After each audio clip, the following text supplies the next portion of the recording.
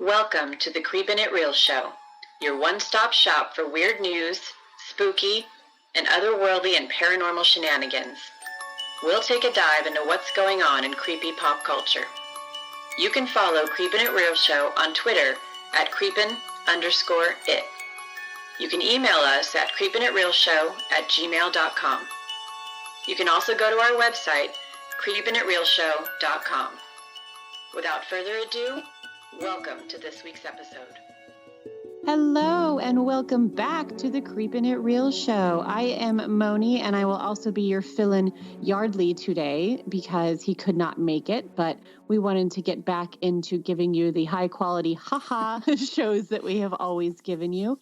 And with me today is Miss Kristi. How are you? Hello, I'm alive, breathing, kicking, can't complain. What you gonna do? We had to put on a hiatus for several different reasons, but mainly because I had to have surgery. I had kidney stones. Apparently, I'm an old person now, and with that comes old people maladies. Some people get them anyway, even when they're young, but it can be an old person thing too. So that was fun. One of the most excruciatingly painful experiences that I've ever had. And for me, I guess 1 out of 4 people cannot handle the stent when they put in that. No, I was not one of them. I ended up with an infection and I was in agony the entire time it was in me. So they finally took it out. And it was like, after that, I was like, these stones are nothing compared to the fucking stent. Man, girl. Dude, don't anybody, if you get one put in and you're having excruciating pain with it, tell your doctor. I thought I was being a pussy. So I kept it in for like 5 days. Until I literally could not sit upright, and finally called my doctor and was like, something's wrong. I'm either an amazingly giant pussy or this is not, something's wrong. And there was something wrong. Oh, well, that's fun. I'm on the mend, passing my stones, and this is nothing. I'll take it. So, but there's an interesting thing that's happened to me, and I don't know if it's my hormone change or just healing from this kidney stones, but I've adapted an adverse reaction to alcohol. So I'm not drinking either. Who is Kristi without drink? Yeah, I mean, come on now. Exactly. I don't know what to do with myself. I keep trying, and it's repulsive to me right now. Can't drink it. I feel like this should be the reason that I worry about you the most. Not the kidney stones, not surgeries, none of that. Just seriously, alcohol. I'm like, this can't last. This can't last. That's my favorite recreational hobby is drinking wine. I used to love the taste of it. I went to the movies last night, and we'll talk about that in a little bit, but it's a 3-hour movie. I had 1 glass of wine and I choked it down. And the friend I was with, he was like, I was shocked you only ordered 1 glass of wine. And I'm like, dude, I choked it down. He's like, what the hell? And I don't know. I don't know what's going on, but I've tried champagne. I dumped over half a bottle of champagne down the drain. I got 2 open bottles of wine in my refrigerator right now. I can't drink. I've tried those like Truly beverages that are like those sparkling alcohol infused, girly drinks. Yeah. Can't drink that. Can't drink vodka. I'm out. I spent San Diego Comic-Con making it up for you, drinking for you. So Sweet. There you go. Thank you. I actually I have now realized that Comic-Con is never going to be for my husband, it's like a fun fandom vacation like it is for most people. Right. For me, it's become work, which it's really fun work. I mean, we were taking our meetings by the pool and everything, but it is definitely like I put stuff on a schedule like everybody else does. I'm going to go see all these things, and I don't see any of the things. Yeah. So took some meetings with some major publishers that I 100% guarantee you have all heard of. Mm-hmm. And they just kept plying me. They would be like, I'd sit down at the table, have another shot while we talk business. Okay. So I left the pool at midday. Like I still have some parties to go to and am already drunk. So it was exhausting. It was fun. I tried to get to do some pop culture horror related things for our podcast. Among them was go see a special showing of Banana Splits. I had some friends sit in line for me for like 3 hours to get me the tickets. And then I went stood in line for another hour to like get in. And when I go in, it's after hours off site. So I didn't think we needed a Comic-Con badge. Plus, you had to use your badge to get the tickets. Your name is not on them, yada, yada. Mm-hmm. The bitch at the door is like, no, you can't come in. Why? And I was like, I have tickets. And she was like, doesn't matter. You don't have your badge. I'm like, I have a badge. I can prove I have a badge. And she was like, it doesn't matter. I need to have them both. So after all that, I didn't get to see the Banana fucking Splits movie.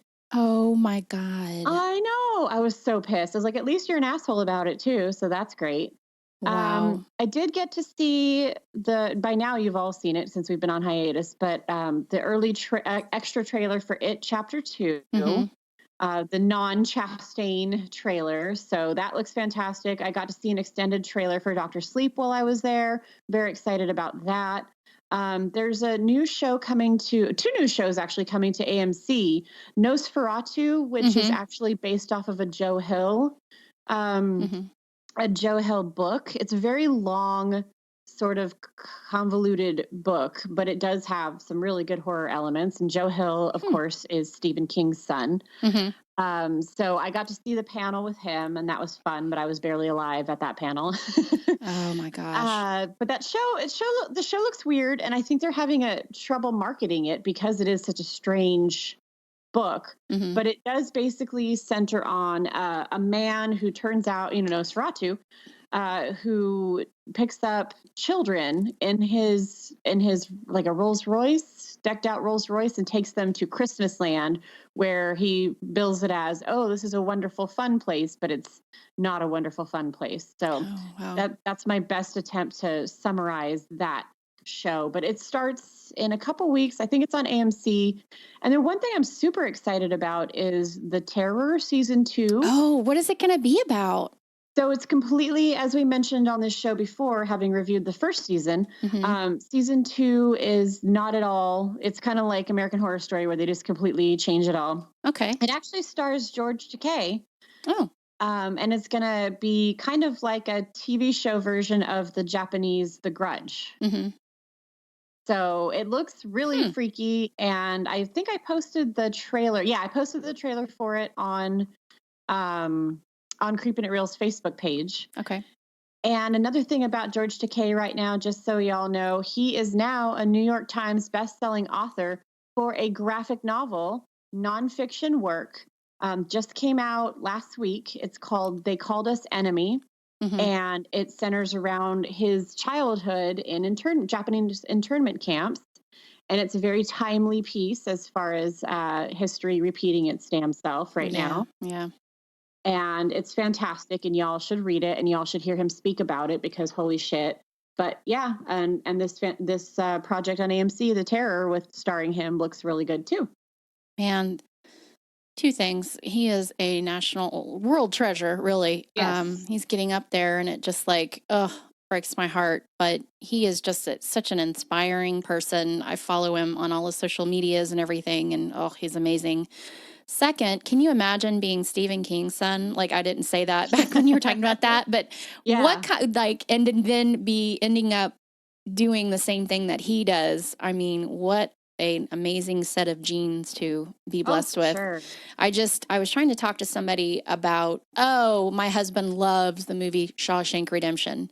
Okay. And he had no idea that was, from Stephen King. And I'm like, he is probably one of the most, seriously, in my opinion, talented writers ever. Like, I just can't put really into in words. Any genre. I mean, his short stories can make you feel every emotion. It's not just horror, And I think that's, as much as we love the new Stephen King things that are coming out, and, we can finally feel like they're a positive nod towards his writing, like nothing will ever come close to reading his books. So if you ever thought about getting into reading, a lot of people, even at our age, just don't read. It's kind of almost a lost art at times. But as a librarian, I'm sure that you know that. But if you ever think about, something like Stephen King novels, that's how I started reading as a child. First book I ever read was it was Pet Sematary. And then the second one was The Stand, which took me like 6 months to read because I just could not get into it at the first part, because there was so much character buildup, because there's so many people in the novel, and then you can't put it down.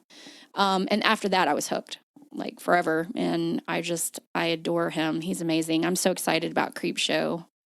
Yes, for sure. Oh, there was a extended trailer for Creepshow. I'm sorry, guys. It's been like 3 weeks. I think I posted it to our Facebook page. It looks fucking fantastic. Yeah. And I want to say too, if you're not much of a traditional novel reader, graphic novels and comic books, basically, I'll advocate all day, but they're also making a lot of these Stephen King novels into comic books. Creepshow, of course, started as a comic book. So there's a lot of just non-traditional formats that you don't have to necessarily engage in lengthy text prose to still enjoy the depth and then amusing art added to Stephen King stories. Yeah, that's awesome.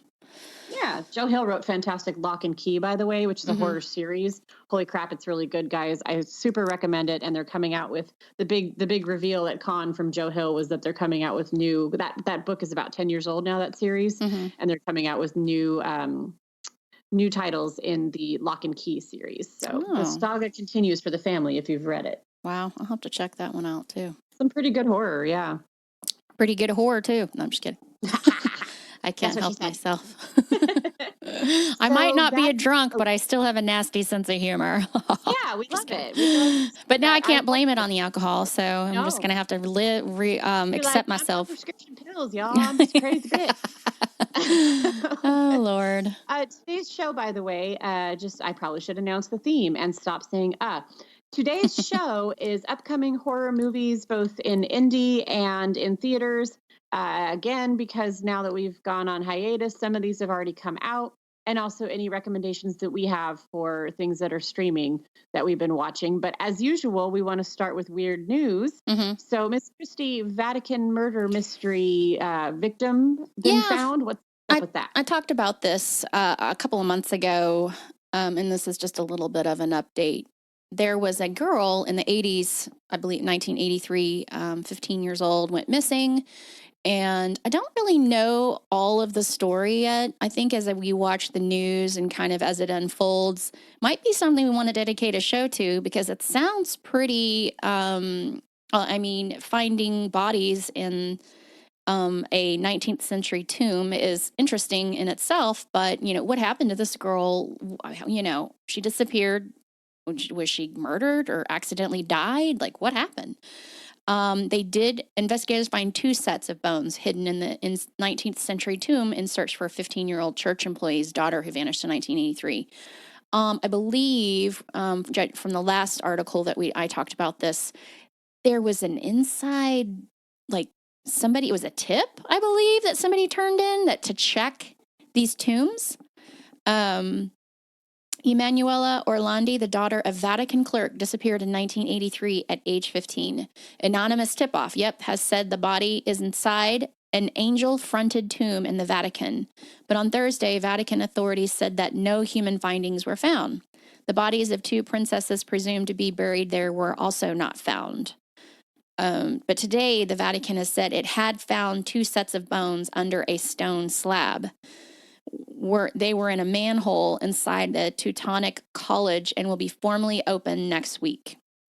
So this is just a randomly strange mystery. I'm sure very salacious things go on in the Vatican City, but, they never come to light. So it's interesting that there's even news about it and that this hasn't been, suppressed in some way because, you know how they are about their image.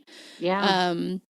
But they did find 2 sets of bones, and they're going to open it. I think they've already opened it because this was the 13th of July. And I guess find out if she's one of these remains. That's kind of interesting. There's a picture of her. She was really pretty. And it says that they opened two tombs of 2 19. Okay. They opened 2 tombs of Two tombs. two 19th century German princesses in the cemetery of the Pontifical Teutonic College in hopes of finding the remains. Okay, blah, blah. Anyway, so it'll be an interesting story to keep following, to figure out if she's one of these remains or who they were. Where are the princesses' remains that were supposed to be in the tomb?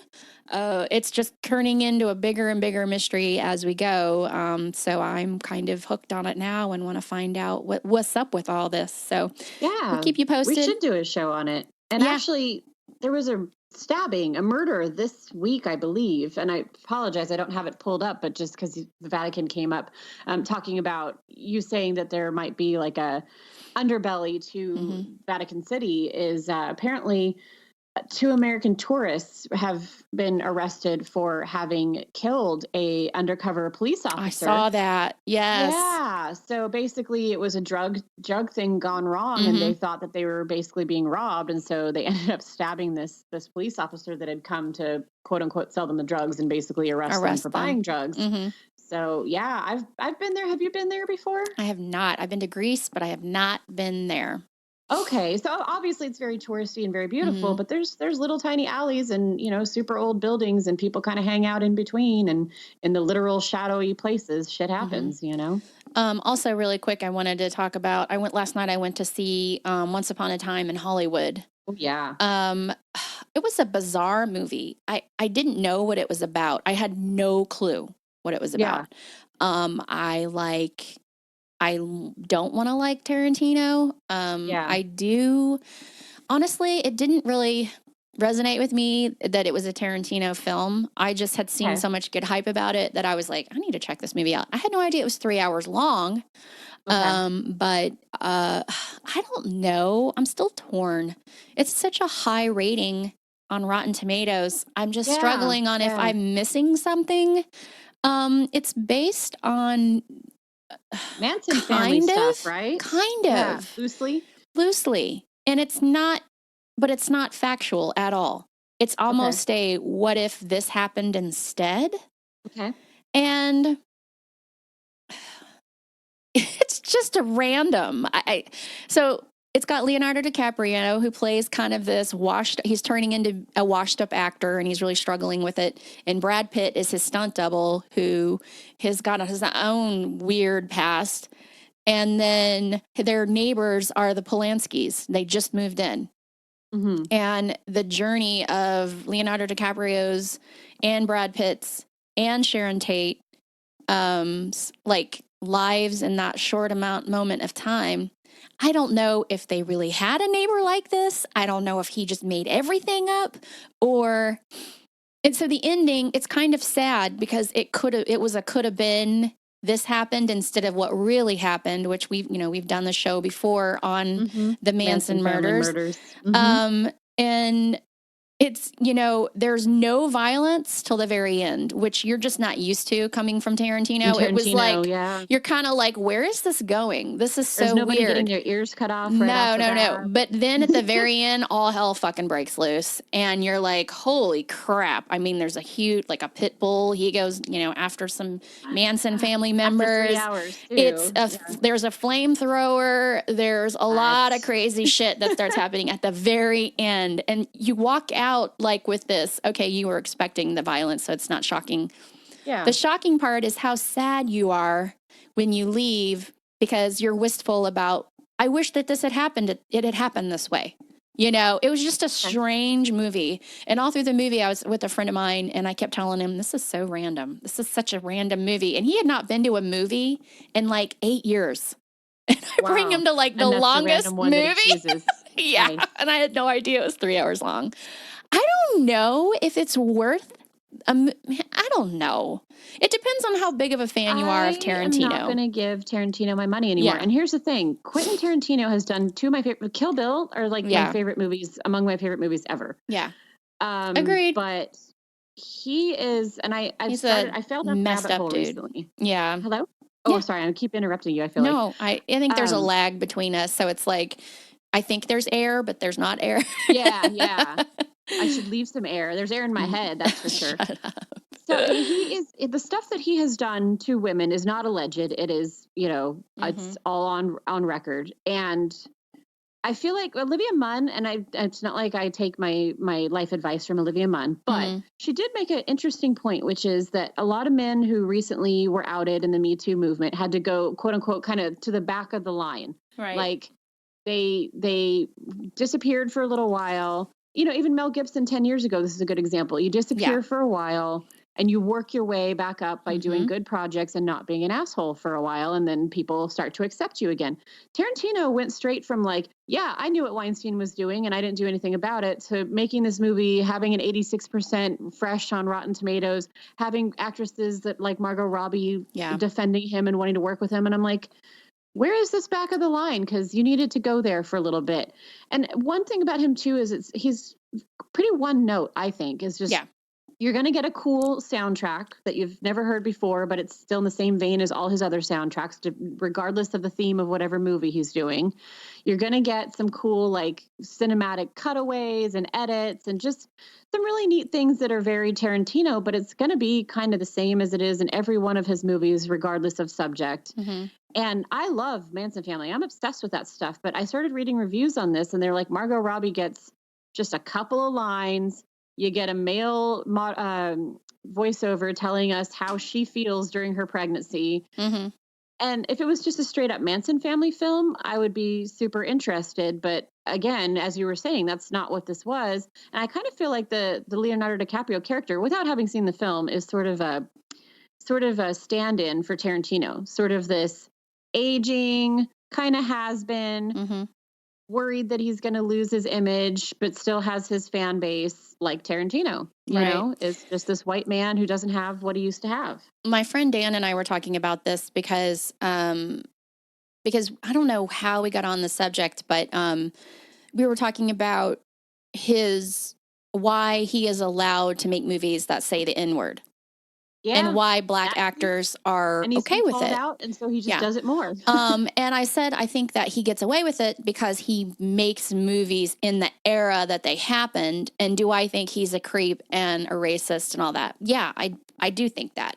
And he's like, well, why does Samuel L. Jackson and all these people work with him? And I'm like, because they want to be a part of a movie, and he Why do revived still work with Roman Polanski and defend him. Exactly. I'm like, he revived Samuel Jackson's career. He revived John Travolta, who's not black, but you see where I'm going with that. Yeah. And so he gets away with saying those words because he knows he can do that in the 70s or in the 1800s, or like he understands that to get away with his creepy shit, he can base the movie in a certain era where that was just a norm. And what's anybody going to say? There is no look of like, why are you saying these words? This is clearly, regardless of what era this takes place in.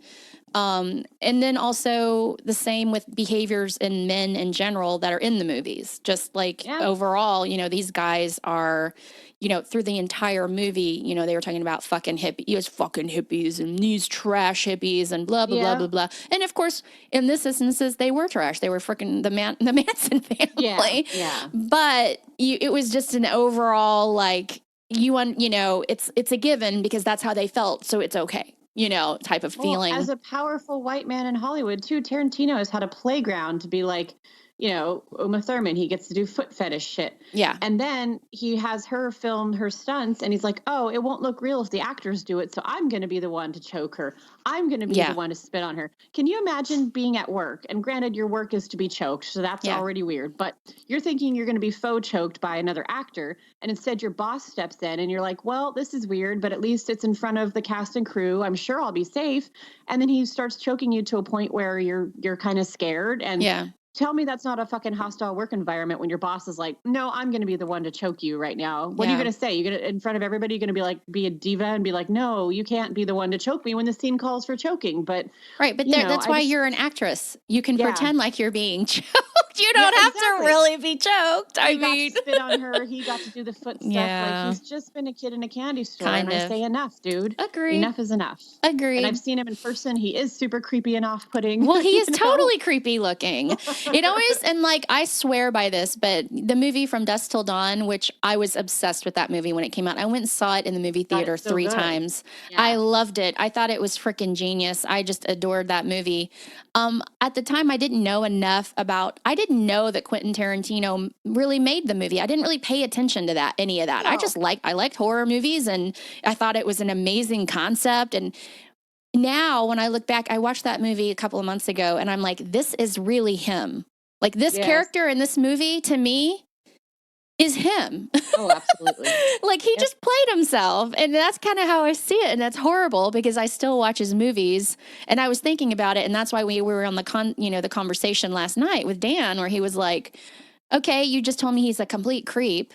And I was like, oh, he's a piece of shit. And he's like, well, then why did you want to see the movie? And I'm like, I didn't correlate it at the time. I was just like, ooh, this movie's getting a lot of reviews. And I love the 70s. It was when I was born, And I'm like, one has some of the biggest actors on the planet. Like, it looks interesting. But at this point, I feel like Tarantino's just a formula too, Well, I mean, by watching this movie, I think he's at this point where he feels like any of his movies he can't do wrong. And after watching this movie, I don't agree. I think he's on a downward spiral. I think he's lost there's only so many times you can regurgitate the same theme in different, like in the different topics. Yeah.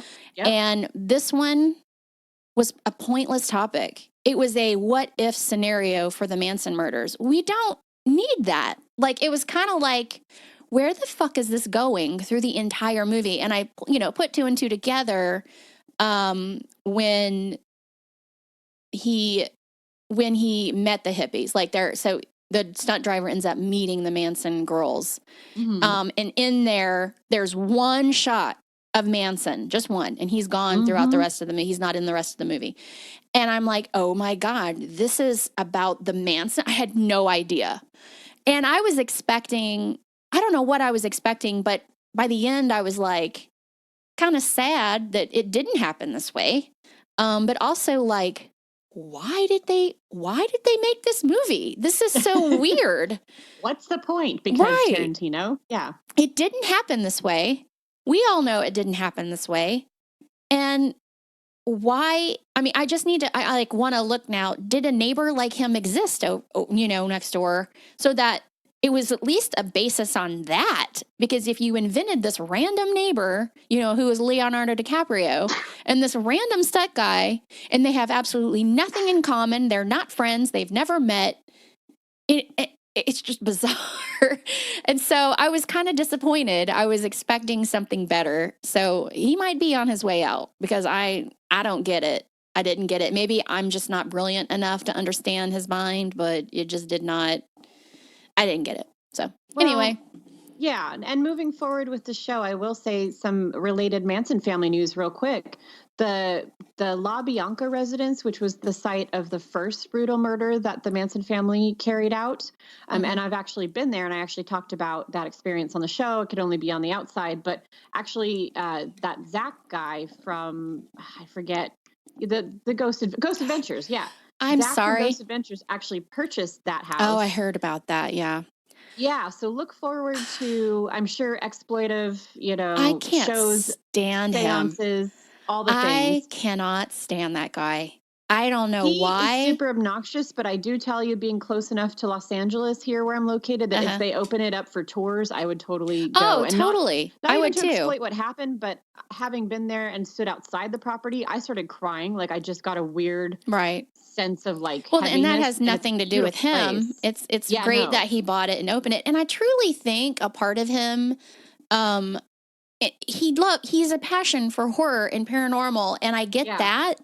But he takes it so over the top and fakes it so badly Well, he's that got to sell it, right? but it turns me off. Like, I'm like, ugh. Literally what he's going to do with this property, I'm sure, is just to be like, Totally. it's a seance. Oh, I heard a noise. Oh, it's, and that's going to exploit the murders for sure. But well, I tried to watch Demon House and I had no idea what it was about. I didn't know it was his. I didn't have a clue. I did not enjoy it. I had to turn it off. Like, it was so ridiculous. It was the dumbest horror attempt I've ever seen. I was like, oh my God. Like, I was embarrassed for him. That's so good. And I was just like, really? God. What's good about it? I was embarrassed for him. Like, embarrassed for him. I'm like, you are such a fake. Like, that's ridiculous. And it's sad because he's got all this money and all these connections to do something real.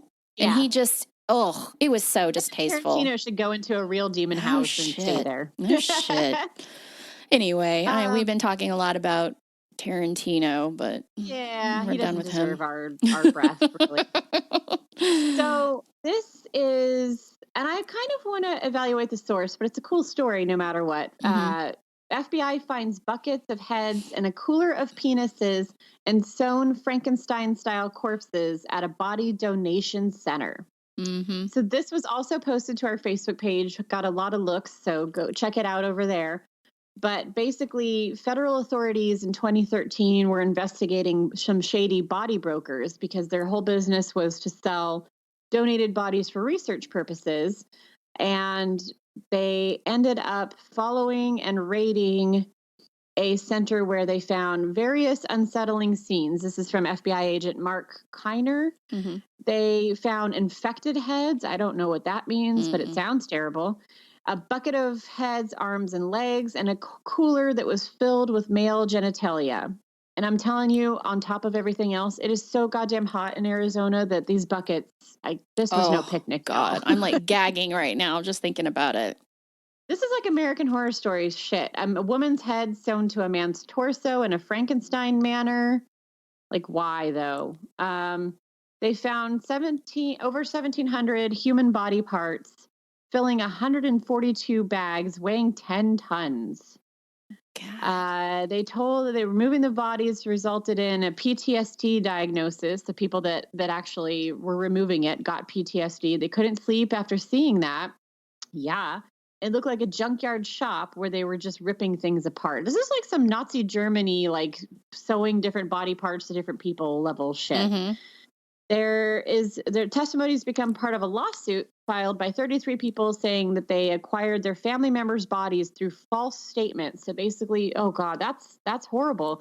Basically, family members were not getting the correct pieces of their loved ones due to all of this, chopping up and rearranging. 29 bodies were donated, later used for Army blast experiments to study effects of roadside bombs. A particularly gruesome example, larger issues of transparency and regulation in this little-known industry. And we're starting to see this across the board with so-called nonprofits, a lot of lack of transparency leading to finding out that they're actually profiting off of a lot of things. And apparently they were doing this with people's body parts. So now, pardon my skeptic little soul, but why do I have a feeling this is some sort of like marketing ploy for a horror movie? For a horror film, it should be. Because I'm like looking and I'm like, is this really a new? Because Gizmodo, we're really on a Gizmodo site. Yeah. And I was looking in the comments and I'm like, I don't see anybody who says that did they find this somewhere else? Is it in some other? I'm going to have to do some more research, but this sounds that's why I said evaluate your so source, perfect. It's a cool story. Yeah, it is a cool story. It's almost so cool that it would be the most badass marketing plot, like to get like news out there or if somebody's smart and this really did happen, jump on the movie rights to this ASAP because this is a horror story, like totally. Well, I feel like this level of lawsuit alone would have more national, recognition. And when I'm looking it up, all I'm finding is more local sources, which local news is they get bored and they need to pick up stories. So all you need is one fake story for local news to pick it up. I don't see any reputable national news sources picking this up, but I don't know. We'll anyway, see. It might just not have gotten about it. Might not have gotten any legs yet. Maybe they need to sew some together. They need to sew some oaths of interest for the story. Anyway, it's So weird. insane. Yeah, when I was looking for news to share, I'm like, I don't even know how I'm gonna even like put my normal news next to Moni's. Like, how am I supposed to even like top? I can't top it. I can't even come close. Oh Lord, that's some messed up shit. Real quick, too, before we go into upcoming horror films, I want to run through some of the ones that have come out. The Haunting of Sharon Tate has a 15% on Rotten Tomatoes. Even I, as obsessed as I am with the Manson family story, have not watched it.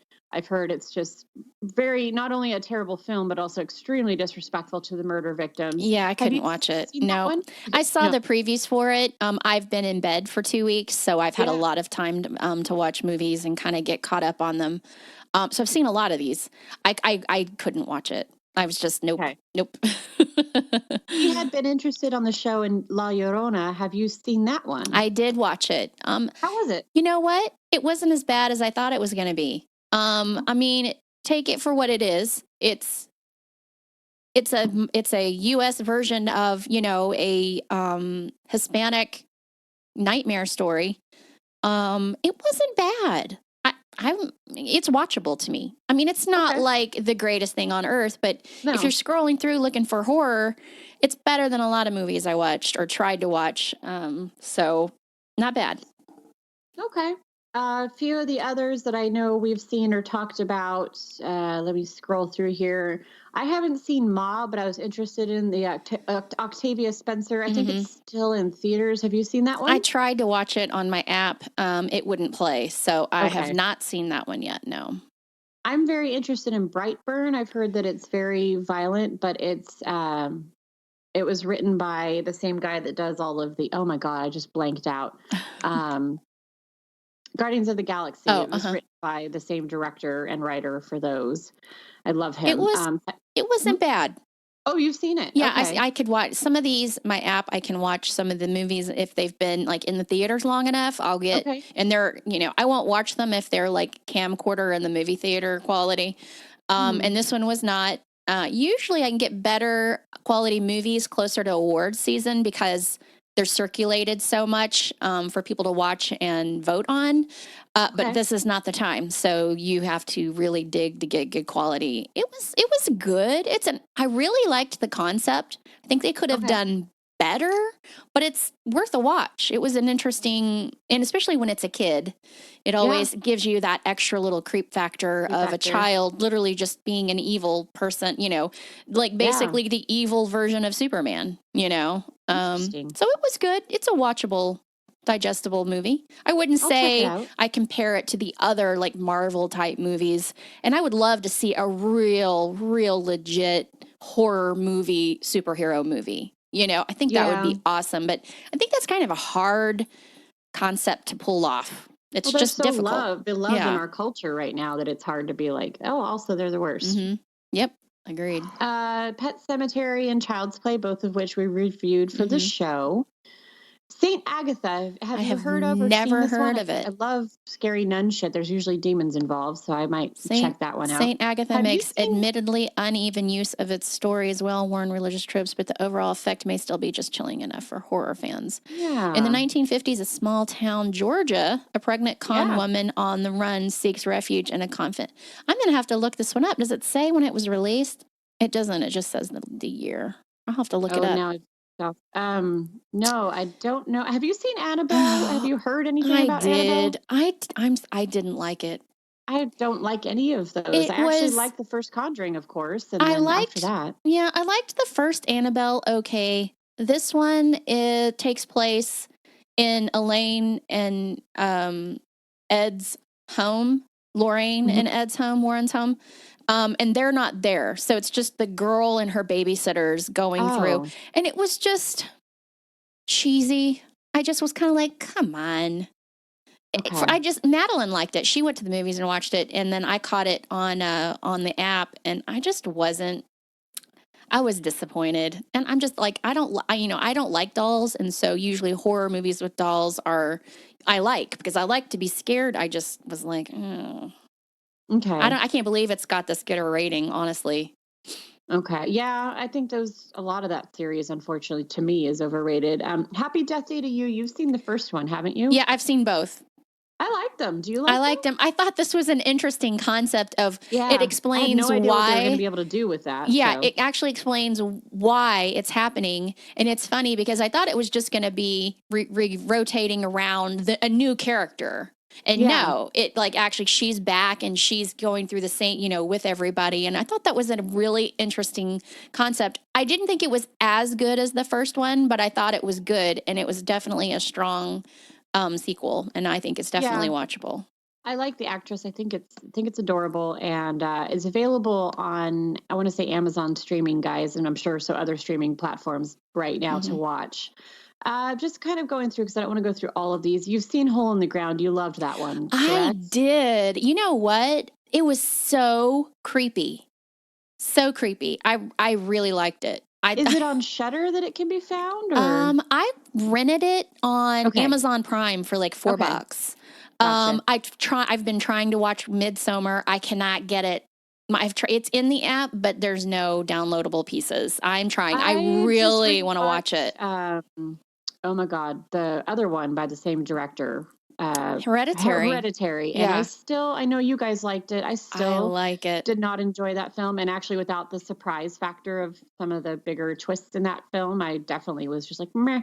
I watched The Wind, which I know you kind of skipped over, but it was okay. I mean, it's worth a watch if you kind of like that back in the kind of Western. It's bizarre. And I wouldn't say it's a horror. It's just kind of weird. So it was pretty good. I'm shocked at some of the ratings on these. Yeah, I'm excited by them just because I'm like, well, if other people like them, I really want to see Crawl. Mm-hmm. I love alligators. Like, that's an interesting concept. Scary as shit. So, y'all, Us is number 2 as far as ratings on this. If you have not seen that yet, do yourself a favor and do so. We reviewed it for the show. We love it. I am laughing my ass off at that. The Golem has 91%. That's insanity. I know Yardley told us to watch it. I did. I thought it was so stupid.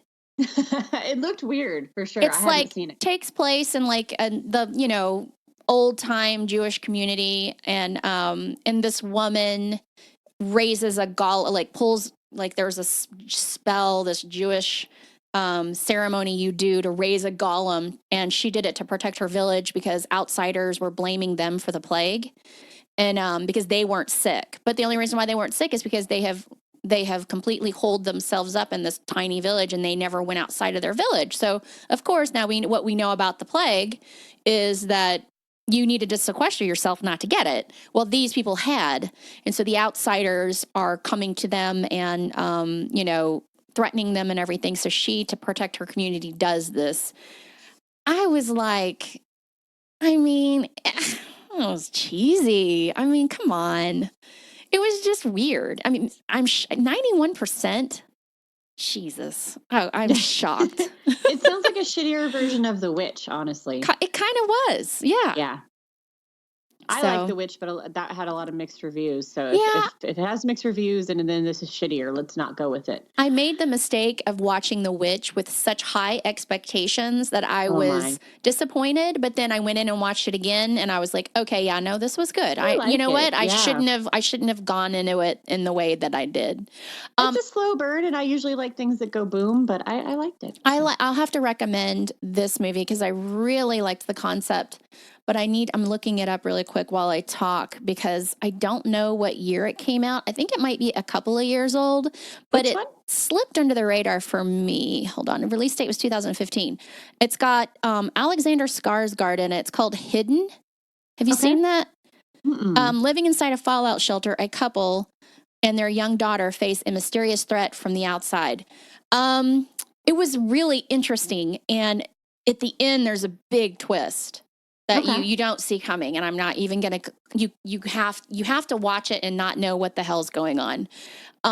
It was different. I wouldn't call it horror, but it's intriguing and I thought pretty watchable. I enjoyed it, so it must have slid under my radar because I usually don't miss movies Especially with Alexander Skarsgård in him. Of course, he I looks know, horrible in this movie because he's like starving and in a fallout shelter. But what you Why gonna do do? that to our man? Yeah, he's hot. So another one I would say, like if you see it or you're in the mood for something maybe not horrifying, but interesting, that's one definitely to check out. Okay, so here's some upcoming stuff in the theaters. And again, with our hiatus, some have actually come out. Upcoming, The Nightingale, it actually was done by Jennifer Kent, who did The Babadook. Which I love. Yeah, it's actually coming out this coming week, August 2nd. And let's see, she's an Irish convict in the 1820s in colonial Tasmania. Her captor is a handsome and brutally sadistic lieutenant named Hawkins, and a fellow who is part of the effort to tame and kill the indigenous local population. He also looks to rape Claire Knightley. And I'm not sure if I'm going to watch a film that's just about rape, but what follows is a primal tale of revenge and retribution in which the greatest horror is the entitlement of a white man. Well, hey, it's a Tarantino themed show, apparently. Mm-hmm. What about this next one, Missy? The Lodge. Some of these I have not heard of, so that makes me happy. Yeah. Knowing that we've got some good indie stuff coming out. I'm going to totally botch these names. I apologize. Severin Fiala and Veronica Franz follow up Goodnight Mommy. I don't know that movie.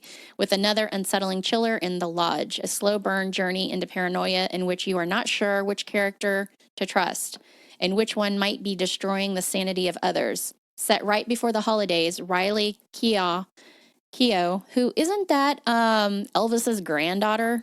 Yeah, I'm pretty sure it is. Yeah, I think so. Yeah. Gives a tour de force performance as Grace, a young woman who is attempting to connect with the children of her fiancé during a trip to a remote snowy lodge. Children who blame her for their mother's suicide. Ooh. Long buried demons, as well as Grace's own grim childhood, begin to manifest in disturbing ways. I watched the trailer for this. It looks good. Very interesting. Yeah. And it looks like it's coming out August 22nd. And again, these are, to theaters. So that's the first portion of this. And then we'll go into things that are available for streaming. But Crawl, and actually this says it was supposed to come out August 23rd, but it's already out. And I've heard really good things. Mm-hmm. And in case you haven't seen the trailer, a young woman, while attempting to save her father during a Category 5 hurricane, finds herself trapped in a flooding house and must fight for her life against alligators. Now tell us that I didn't have you at alligators. The actress Cara Scodelario from The Maze Runner and Barry Pepper from Saving Private Ryan are the stars, in case you need further convincing. I find this movie interesting because for some reason it's kind of reminding me of that movie Bait from in Australia. I think it was done in Australia where there was the tsunami and they get trapped in the grocery store. If you haven't seen this, check it out because I hate shark movies. I just find them so stupid because sharks aren't inherently monsters, you know. True, but you don't live out where you're in the ocean a lot. Right, but I mean, that's because that's where we're not supposed to be. So it's like, okay, you go into their turf, sure, they're going to fucking eat you because they're hungry and they eat meat. But they're not like, they're not like serial killers, you know? No, they're not like, but this was done very well because it seemed like a actual possible concept. Like it could happen where they had a tsunami and the water had not receded that much and they were trapped in a grocery store with a shark. And they're all up on like the top of the shelves and, you know, the grocery store filled with water. And of course, shark's eaten. And it was just an interesting concept. And this shark was overly aggressive, of course, because that would make for a good movie. But I thought it was pretty good. And this reminds me of that in Alligator Style, which again, to me, seems plausible. Like this could possibly happen. Nature displaced. They're hungry, they're confused, and they're pissed. Yeah. So yeah, you're available for the eaten. Yeah, picking you off one by one. So anyway, if you haven't seen Bait, check it out. I thought it was good. I really am enjoying a lot of Australian movies. Finally, you can have some more, different concepts that maybe the States wouldn't have thought of. So when I saw this one, Australia is a scary fucking place. Everything will kill you there. Yeah. I've been there, and it's Florida. true. It was so funny because I was with a Australian pro golfer for years, and we would go back. He had a home there. It was where he's from, in Sydney. And the first time I went there, it was over Christmas, and it's summer at Christmas there, because that's the seasons are flipped. And the first thing I see when we go to the beach is there's this huge sign, talking about box jellyfish and how if they sting you, like you'll go into a coma. And back in the old days, he was telling me that like it's such a deep coma that people thought they were dead, and they were burying these people that were alive, not knowing, because their heart rate is so slow and tiny that they couldn't detect it. And these people weren't dead, and they would come out of the venom and die because they were buried alive. So I see that sign on the beach. So I'm like already freaked out. And he's like, oh, the chances of you getting stung by one of those things is like basically like the chances of being bit by a shark or something. And I was like, all right. So I strip down and get my bikini, and I'm running out into the surf on Bondi Beach. I was so excited, and not 30 seconds after I stepped into that water, there's these like sounds going off, and I'm like looking around, and turn around, and my boyfriend's like, "Come out of the water," and shit. I'm like, "Okay," and I run out, and I'm like, "What's going on?" He's like, "There's a great white shark over there," and I was like, "Motherfucker!" Seems fine. I was like afraid to get in the water for the rest of the time. But yeah, so I can attest to the spiders the size of like possums. We were at a barbecue, and somebody caught this huge octopus off the dock and let it go, and it was like crawling around all over. It is crazy there. Like it's a crazy place. Oh, thank you. Very wild. A lot of creatures and critters that might even not be dangerous, but are just fucking creepy. So anyway, I got off on a tangent, but it's just funny that I'm like. No, I was watching Australia's video, crazy. And it's just one of those internet videos. But there's a father and son, and the son is reeling in a fish in Florida, of course. And I just hear the dad go, "Reel it in, reel it in, reel it in." And he goes, "Back up, back up, back up!" And he starts running back, and this fucking crocodile is chasing the fish that the kid is reeling in. Oh my gosh! And it just comes like barreling out of the water all the way up onto the shore, of course, because they're nightmare creatures, because unlike sharks, they also have fucking feet. Yeah. Yeah. But then the worst, it's so fucking Florida. I'm sorry. Yep.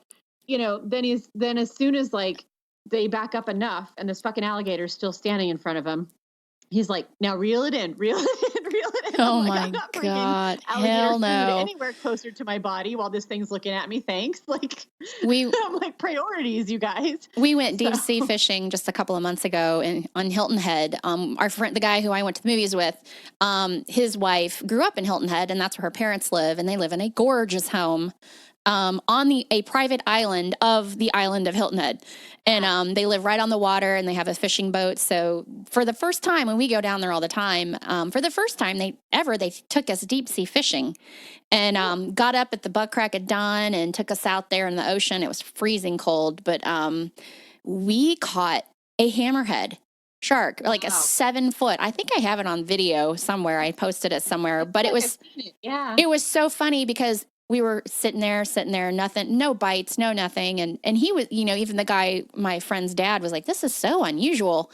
I don't, normally, I usually catch stuff pretty quickly out here because it goes the same place every time. And there's like a lot of sunken boats and shit out there for a reef to attract little fish, which then attract the big fish." So I was like, well, here, I'm going to summon the fish. And I start singing Baby Shark. Like, but then they were like, well, we're like, well, we don't want sharks. And I'm like, baby. And I was like, what fish do we want? And I couldn't remember what the fish was now, but I was like, couldn't remember the name of it. So then I went back to Baby Shark, and I'm not a shark. The hammerhead shark swims by our boat, and we're like, holy shit, that's a hammerhead. And then it disappears. And we put out like 4 big old poles out there. And one of them was a little fish that we caught, but it was bigger than the bait we were using. So we decided to throw that out there and use that as bait. And that one, sure enough, that shark comes back, and I look down, and it goes right next to our boat. And I had bait I was using that big fish as bait. So I was like, oh, fuck. So I'm reeling that thing in as fast as I can because it's like right next to the boat. And Dan, our friend who was with us, was like, hey, to our friend's dad, would those hammerheads go after that little bait? And his dad is like, not likely. It's too small for them. The second he said that, the reel goes, and he couldn't reel it in. It finally cut the line. Like, we tried. We worked on it for an hour, and this thing was dragging us more. It was dragging the entire boat. Like, we were trying to exhaust it so that we could reel it in, just so that we could get a picture. We would have let it go. We weren't going to do anything with it. But it finally was like, had enough of fucking us and just bit the line and took off. But it was amazing. Wow. We were just like, that really happened. Holy shit. But anyway, moving on. It was just awesome. It was such a crazy experience to see that. Nice. See a fucking hammerhead right within like 2 feet from you, just swimming right by the side of the boat. So very fun. But nice. Moving on. So Crawl, yes, I'm excited to see this one. I think I'm going to watch it today. Okay, do that and let us know how that goes. And while we're at it, It Chapter 2, which I think I mentioned on the last show, marks our 2-year anniversary of podcasting because our very first ever show was It Chapter 1 review. Sure was. So I've heard this one has more horror. That's according to some of the stuff that happened at Comic-Con. They were talking about how this is actually scarier than the first and more violent than the first. And so I'm very excited, despite Yardley's disdain for Chastain. I don't have any issues with her. I really do think Amy Adams would have been better. What are you going to do? It's not our vision. So I'm interested with Bill Hader as Richie. Yeah. I love him. So I'm excited. And I love James McAvoy. I have a really huge closet crush on him because he's not that good looking to me, but there's just something about him I just like. It's bizarre. So, well, speaking of people I have crushes on, super quick, but I feel like every woman is going to agree with me when I say this. I ran into, oh my God, Joe Manganiello. Oh, yes. I saw that. Conversation with him. Damn. Yeah. You can't look at him directly without, like, it's a cliche, but he's more attractive in real life. He's very, like, down to earth and just like a chill, just normal dude. Mm-hmm. And I couldn't look directly at him while I was talking to him. So you're like, I would have forgotten what I was saying type thing. I would have like speech would have left you. I wanted to tell him about our D&D group because he's a big D&D guy. Oh, and really? He's the mascot for our group. And so I came up to him and was like, I need you to know something. And as soon as I said that, his face remained the same. And he's like making eye contact, but behind his eyes was like, oh shit, another crazy female fan. It's like, oh, I need you to know something. I've been cultivating your DNA to make a clone of you. You know, it's the kind of shit I'm sure he was waiting for me to come out with. But anyway, that was amazing. Yeah, I mean, I wish that him and his wife would have babies. Can you fucking imagine what those kids would look like? Like, what is it like dating somebody or being married to someone who's older and all this bullshit? But yeah, they're babies. They probably can't, just because it would kill the human race with how amazing they would be. Between them and then Lenny Kravitz and Jason Momoa and, oh my God, I've just lost Lisa Bonet. I'm like, that y'all just don't even make shit fair. I mean, nobody could turn out kids that would look like what the DNA that you guys possess have. No. So anyway, The Hunt. Yes. Oh, me. I'm like, yes, go for it, girl. Oh, it's my turn. This action horror from Blumhouse is somewhat shrouded in secrecy, but first word on the plot came via Bloody Disgusting late last year. Apparently, it'll be about a bunch of working class individuals being hunted down battle royale style and will be tonally like that movie mixed with a bit of Belko Experiment. Well, that was a good movie. Yeah, it was. Craig Zobel, who made the deeply disturbing true life drama Compliance, will direct a script co-written by Lost director, oh wow, Damon Lindelof. Here's a picture of Jason Blum. We reckon he's earned it. September 27th. That's an interesting combination of people. Yeah. We'll have to check it out. One that I think a lot of our listeners will also be excited about. I am so excited. Sorry. Yeah, Zombieland 2. 10 years later, my goodness. And it's the same cast. So they got Woody Harrelson, Jesse Eisenberg, Emma Stone, Abigail Breslin. They've also added Rosario Dawson and possibly another cameo from Bill Murray. And this is slated to come out on October 11th. If you haven't watched the trailer yet, you should do so. You'll be taken right back into that world with the double tapping and all that. So this is the movie. There's a couple of movies that are my go-to movies when I just don't find anything to watch and I'm in the mood for a movie.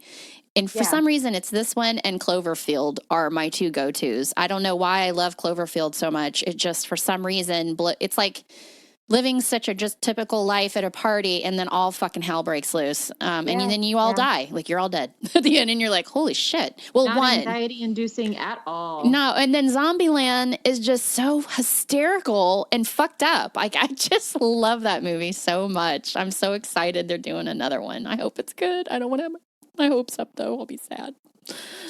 Oh, show. Actually, taking some of these out because we're running way over, and I want to definitely get to the things that are streaming and kind of the indie films.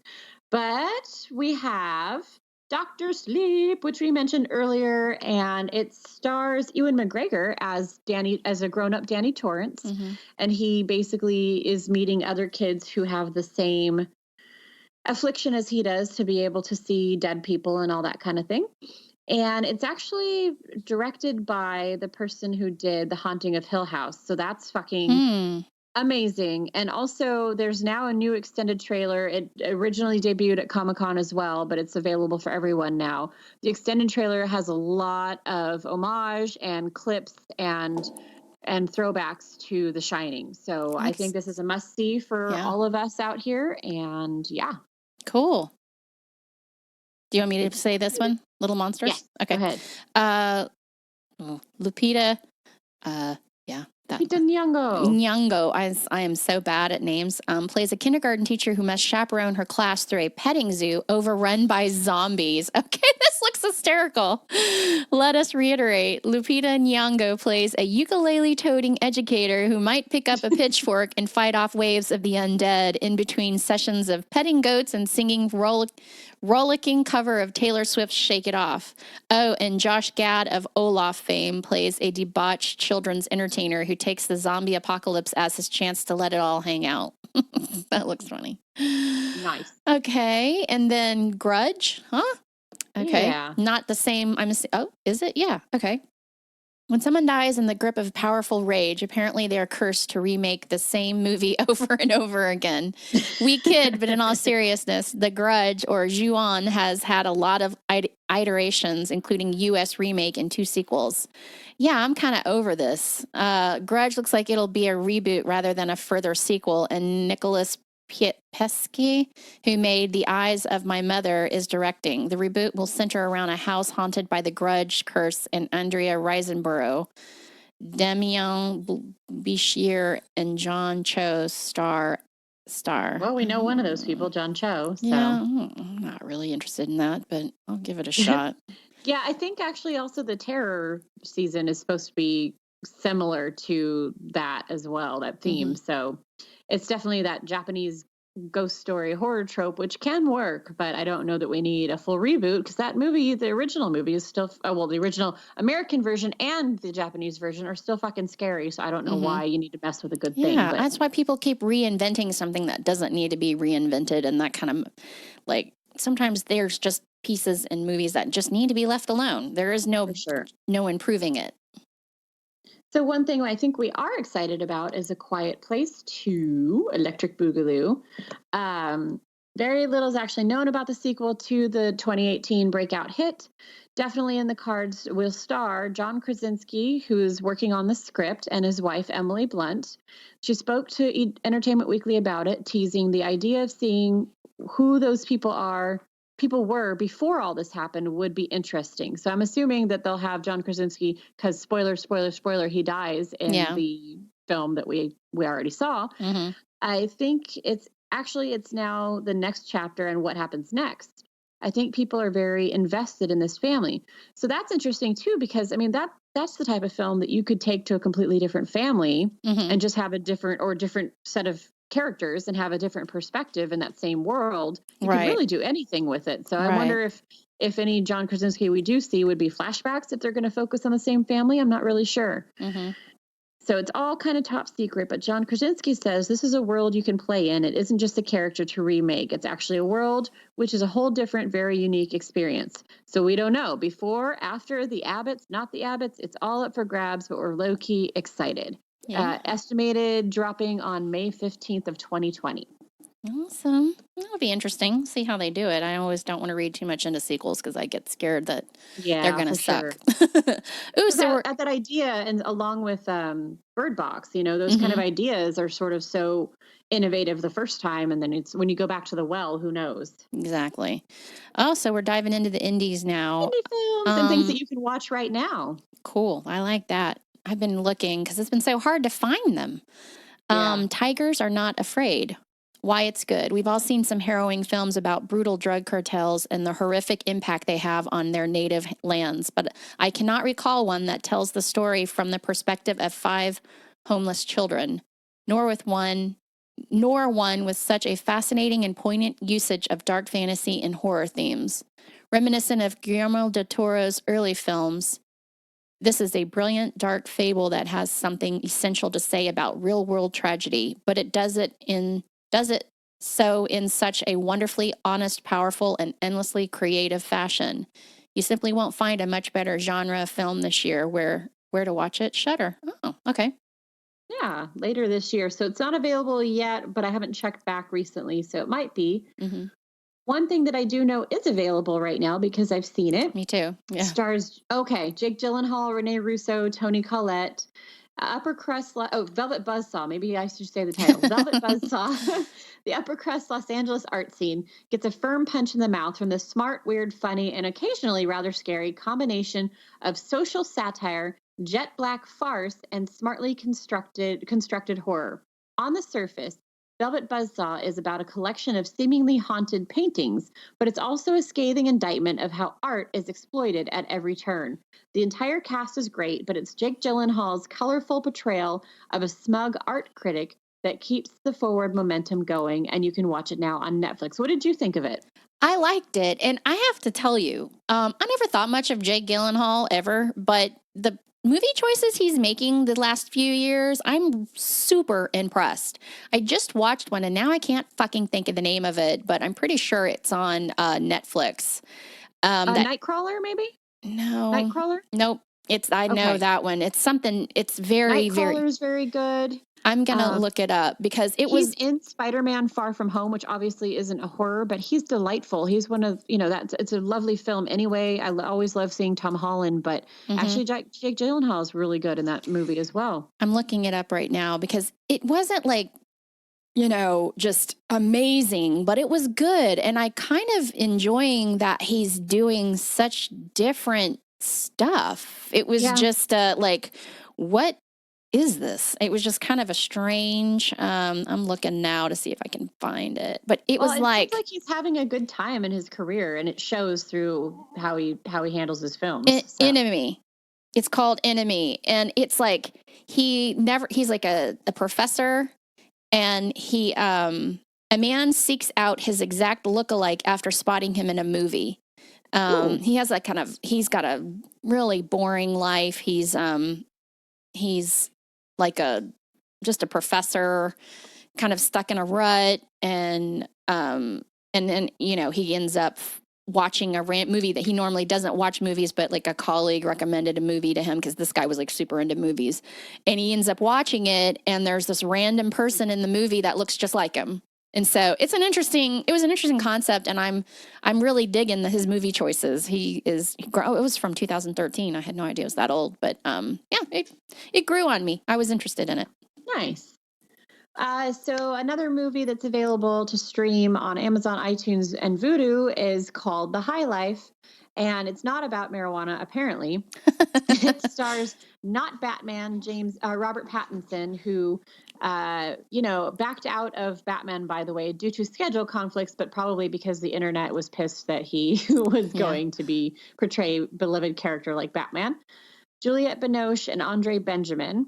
If you're in the mood for something ambitious, strange, occasionally shocking, and oddly thought-provoking, here's a deep space adventure story that rapidly devolves into chaos. It's about a bunch of condemned criminals put to work inside a space station that's on its way into a black hole. But why? Part sci-fi mind twister, part claustrophobic horror story. It features some fantastic work from Pattinson and a whole lot to say about the innate nature of humanity, and not much of it is pleasant. It will, I'm not sure I will even get the entire flick after only one watch, but it kept my interest throughout. This is the reviewer saying that. Interesting. Never heard of it. Hold on, I gotta let my dog out, Kristi. Okay. Oh, what is your deal, dude?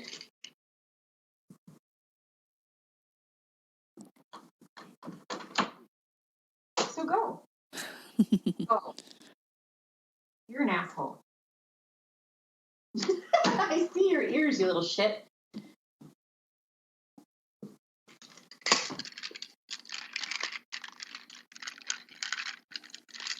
Oh my God. How do headphones work? Hello. You're back. My dog is an asshole. He is whining to go out, and then, of course, as soon as you open the door, goes and hides under the bed, so you can't get him. Oh, my gosh. Anyways. We don't have much longer, so. Okay, so that was High Life. Yeah, so I'll do Life Changer. Why it's good. A monstrous shapeshifter runs through a whole series of unfortunate victims on a quest to find a mysterious woman. Yes, the monster is the main character, which is fascinating by itself. But this clever indie horror flick also treads into some surprisingly deep, touching, and thought-provoking waters. It's also super gory, which is a plus. Hey, we can rent this now. And it's deep and touching. I'm totally going to rent this one. Sounds even better. Deeply touched with some super gore. I like deep touching. And I've been alone for almost 2 weeks now. So yes, please touch, deep touching, deep touching. Let's do some touching. So anything streaming that you have been watching on your time in bed? Being touched. I'll embarrass myself and tell you the two things that I have been binging like crazy is Forensic Files on Netflix and Frasier. Watching. My dog loves Frasier because it has a dog in it, and she loves shows with dogs. And so it's just been me and her. My whole family is out of town on vacation. My husband went to go see his family. I was supposed to go, but kidney stone struck and had used all my vacation time, or my sick time and some of my vacation time dealing with that and surgery and recovery. So I had to bow out. But so it's just been me and my dog. And so I have been watching Frasier like crazy. So that, and then of course the Forensic Files. I haven't been watching anything on TV right now at all. And I'm looking for some recommendations. So if anything out there that's playing right now that I can either catch up on or something, I'm desperate for some good TV shows. Well, it's not horror, but one thing that I've been watching is In the Dark. It's on Netflix, and it's about a woman who is blind. She's actually super hot and not blind in real life, but it's actually it's lightweight, but it's a nice little mystery. Her character's entertaining. She's a very pretty woman to watch on screen. So that's something I've been watching. I finished the season of Stranger Things. Did you finish that as well? I did. It was really good. It was to me, it's the most superior season. That was so good. It's really good, but I'm like so sad about everything. I know. Maybe we'll have to do a show on the season or something. I'm just so happy that it's growing and doing good, and it's not like so many of these huge trendy phenomenon shows that end up going in the fucking can because they just don't evolve the show the right way. Yeah. It was to me my favorite season so far. And that's so hard to say 3 seasons in. Like I'm really stoked. So yes, you're going to lose some beloved characters because that's what they do. I mean, this is the type of show that people have to die in because not everybody can make it through, or it just becomes unrealistic given the circumstances of what's happening around them. It sucks, but it was, you know what? I was sad it was over. I mean, I've always liked Stranger Things, but I wasn't like ride or fucking die about it. Especially season 2 to me was kind of It was so focused on that one guy so long that I was just kind of losing interest in it. So I was just totally floored the direction they went, and I love it. Totally recommended. Comic-Con, I saw, and I don't know if anybody else would have really recognized it, but do you remember when Elle goes out and goes to the mall? Yes. And Yes. they're like, pick out an outfit that's you. And she picks out that fun, like 80s kind of crop top with the button up. It's black. I saw a girl walking around just low key, like she wasn't completely Elle cosplay, but she was wearing that shirt. And I was just like, damn, they put that out in production super fast that someone's already buying it and wearing Hell it yeah. around. Oh my gosh. A lot of the outfits they were wearing, I mean, I was their age at this time and I wore like Units was out, which probably I don't know, you remember those. That shocks me, but so similar to what I wore as a kid, because I would kind of go back and forth between that and then like break dancing style, which was like parachute pants and British night high tops and zipper shirts. So I was like a whole gambit of strange style, but yeah, it was just, it's such a nostalgic, and that's main reasons why I loved watching that show was the nostalgia, but then they went and made it fucking awesome. And so now I'm like, damn, I mean, I can't believe how well they've developed these characters. It's so good. It's quickly becoming one of my all-time favorite shows. For sure. Right up there. And especially because it has more seasons. I mean, because I think of Hill House as well, but it's definitely up there just because now in 3 seasons, these characters, we know them, quote unquote, they're kind of ingrained in our culture now. So yeah, it's really good. Yeah, for sure. Tell me about our next show, girlfriend. Well, I figured we gonna pull in another serial killer. I know that, as we do. Yes, sometimes I get into a rut and I want to do serial killers.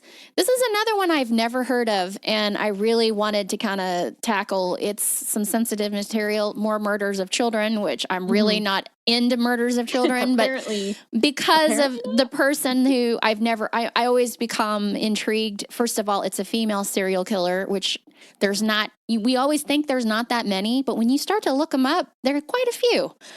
They just murder people differently than males, so they kind of get lost in the fold and kind of disappear. But this one's interesting to me because after 4 attempts of parole, she was granted parole last year. So she's out there on the streets. Right. Mary Beth Tinning is responsible for the deaths of at least 3 and as many as 9 of her children, all before their 5th birthdays. The killings, which occurred between 1972 and 1985, were carried out by smothering the children with a pillow. She was sentenced to 20 years to life in prison. I mean, are you fucking kidding me? 20 years to life? So she's out on parole now. And also, sex offenders have to register, but I bet she doesn't have to register as a convicted child murderer. She'll probably take off and go get a fucking job at some, like, daycare center, you know? She'll probably get a hot boyfriend to pay for her and shit, too, so. Yeah, I mean, she's not a household name. Nobody's heard of this lady. No. So I look forward to roasting her next week. Totally. So I like digging out some people we've never heard of and shining a spotlight on them, especially if they're still alive. This listener, she could be in their hometown right now. So who knows? She gonna change her name, and you can, definitely report to us if you run into her, because I love stalking people like this shit. So that's what we're going to talk about. Speaking of stalking people, go ahead. Also, I would like to thank everybody who's been leaving reviews on iTunes. We definitely appreciate it. We had the most lovely review. Yes. And I read it weeks ago, but it was about saying that, giving us the space to take our time, basically, with the shit that was going on in our lives recently. And thank you so much for that. Thank you so much for listening. Seriously, we appreciate every single one of you. Absolutely. And we do appreciate all the reviews and ratings, because it helps us. We don't have a lot of time to grassroots build our show like a lot of people do who do this full time. We don't do this, and we never will. This is not going to be our full-time job, and we all love our jobs, our normal day jobs. This is just a hobby that we love bonding over, and decided to make it, a podcast. So anytime you guys can help us out and, get the momentum going, it means a lot to us, because it might not be something that takes a long time, but a lot of people just move on to the next podcast and don't even think about it. So we do appreciate you guys giving us the reviews and ratings. It means a lot to us. Yeah, actually, and I'm just going to shout out super quick just to let you guys know. Lady Scarlet 77 was the most recent review that I see that was really sweet. We have MJ Odrews talking about Black Eyed Kids. Yeah. Mm-hmm. Brittany DeVito, Pod Addict T, Have you seen this pen? Just some really great reviews out there, and there's lots more. But thank you guys so much for listening and for supporting. Yeah. It means a lot to us again. We love it. So I always love getting feedback, even sometimes the bullshit feedback. I mean, it is what it is. It's just, it's entertaining to us. So, but it is what it is. You know, like I said, we're never going to have the money for a full on professional podcast.